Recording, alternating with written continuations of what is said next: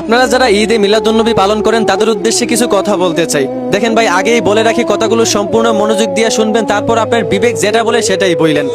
12ই রবিউল আউয়াল আসলে পরে আপনারা রাস্তাঘাটে মিছিল দেন, ঈদে মিলাদুন্নবী পালন করেন। আপনাদের উদ্দেশ্য 12ই রবিউল আউয়াল আমাদের নবীজির জন্ম তারিখ, তাই আপনারা আনন্দ পালন করেন।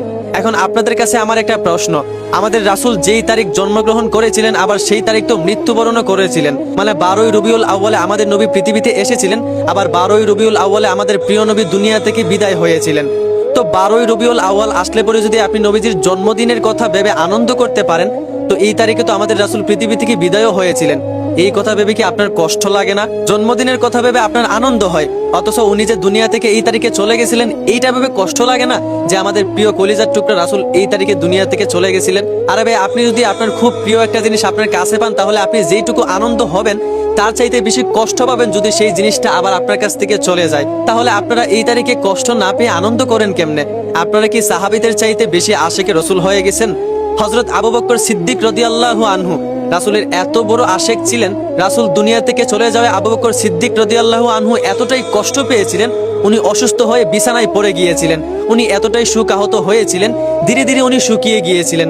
উনি যখন কথা বলতেন উনার কথার মধ্যে যেন কলিজা পোড়া গন্ধ বের হতো। উনি অসুস্থ অবস্থায় যেই বিছানায় শুয়েছিলেন সেই বিছানার উপরে একটি সামিয়ানা ছিল। উনার যখনই মনে পড়তো রাসূল আর দুনিয়াতে নাই, তখন উনি কষ্টে বলতেন, আহা আমার নবী নাই। এই যে উনি আহা বলতেন, একটা শ্বাস বের হতো। হাদিসে এসেছে এই শ্বাসটা গিয়ে উপরের সামিয়ানায় লাগতে লাগতে উপরের সামিয়ানায় একটি কালো দাগ পড়ে গেছিল। রাসূল বিদায় হওয়ার পর আবু বকর সিদ্দিক রাদিয়াল্লাহু আনহু 2 বছর 3 মাস 11 দিন বেঁচে ছিলেন। কোনোদিন রাস্তাঘাটে মিছিল দেননি, ঈদে মিলাদুন্নবী পালন করেননি, আনন্দ করেননি, বরং যখনই উনার রাসূলের কথা মনে পড়তো উনি কান্না করতেন। রাসূলের কলিজার টুকরা মেয়ে ফাতেমা রাদিয়াল্লাহু আনহা রাসূলের মৃত্যুর পর উনি কষ্ট পেয়ে এতটাই অসুস্থ হয়ে পড়েছিলেন, 4 মাস বিছানা থেকে উঠতে পারেননি, শুধু রাসূলের কথা মনে পড়ে কান্না করেছিলেন। ইতিহাস ঘাটলেই দেখা যায় যারা আশেকে রাসূল ছিল সাহাবীরা, তারা শুধু রাসূলের কথা মনে করে কান্না করেছে। কেউ রাস্তাঘাটে মিছিল দেয়নি, ঈদে মিলাদুন্নবী পালন করেনি, আনন্দ করেনি। অথচ আমাদের বাংলাদেশের মানুষেরা তারা এতটাই আশেকে রাসূল হয়ে গেছে, তারা 12ই রবিউল আউয়াল আসলে পরে তারা নবীজির জন্ম তারিখ এই কথা ভেবে আনন্দ করে, অথচ রাসূল যে এই তারিখে আবার দুনিয়া থেকে বিদায় হয়ে গেছেন এই বিদায়ের কষ্টটা তাদের ভিতরে কাজ করে না। আচ্ছা ধরেন ভাই, আপনার একটা ছেলে জানুয়ারি মাসের 1 তারিখ শুক্রবারে জন্ম নিল, ছেলেটা আপনার কাছে খুব প্রিয়।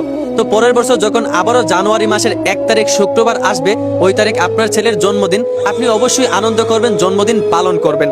কিন্তু ধরেন আবারও যদি জানুয়ারি মাসের 1 তারিখ শুক্রবারে আপনার ছেলেটা দুনিয়া ছেড়ে চলে যায়, তার পরের বছর আবার যখন জানুয়ারি মাসের 1 তারিখ শুক্রবার আসবে, আপনি কি তখন ওই তারিখে আপনার ছেলের জন্মদিন পালন করবেন, নাকি আপনি শোকাহত হবেন?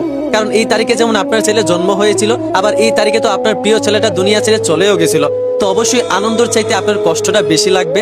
তো আমাদের রাসূল তো ভাই 12ই রবিউল আউয়াল দুনিয়াতে এসেছিলেন, আবার এই তারিখে দুনিয়া থেকে বিদায়ও হয়ে গিয়েছিলেন। তো যদি জন্ম তারিখের কথা ভেবে আপনি আনন্দ করতে পারেন ভাই, তাহলে আমাদের কলিজার টুকরা রাসূল যে আবার এই তারিখে বিদায়ও হয়ে গিয়েছিলেন, এই কথাটাকে আপনার একবার মনে পড়ে না? আপনার কি একটু কষ্ট লাগে না ভাই? আনন্দ হওয়ার চাইতে তো কষ্টটা বেশি লাগার কথা। আপনি আনন্দ কেমনে করেন ভাই? আপনার তো কষ্ট লাগার কথা, আপনার তো কান্না করার কথা। ভাই দুরূদ পাঠ করেন, আনন্দ মিছিল দেওয়ার মানে কি ভাই? এখন অনেকেই বলতে পারে তুমি এসব বুঝবা না, তুমি কি কোনো আলেম, এত বড় বড় কথা যে বলতেছো?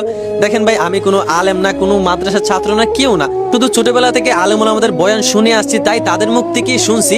আর তাদের মুখ থেকে শোনার পর আমার বিবেক যেইটা বলছে আমি সেটাই আপনাদেরকে বলছি। ভাই আনন্দ করাটা খুব সহজ, রাস্তাঘাটে মিছিল দেওয়া, জিলাপি খাওয়া খুব সহজ, কিন্তু যারা প্রকৃতপক্ষে রাসূলের আশেক তাদের পক্ষে এই মিছিল দেওয়া, জিলাপি খাওয়া, আনন্দ করা খুব কষ্টের বিষয়। কারণ এই তারিখে আমাদের রাসূল বিদায়ও হয়েছিলেন, এই কষ্টের ভিতরে আনন্দ করা কখনোই সম্ভব না। যাই হোক ভাই, যার যেটা ভালো লাগে আপনি সেটা করেন। আমি একজন সাধারণ মানুষ হিসাবে শুধু আপনাদেরকে বোঝানোর চেষ্টা করলাম। ছোটবেলা থেকে আলেম ওলামাদের বয়ান শুনে, সবার কথা শুনে যেইটুকু আমার বিবেকে ধরলো আমি সেটাই আপনাদেরকে বোঝানোর চেষ্টা করলাম। যাই হোক, আশা করি বুঝতে পারছেন। ধন্যবাদ।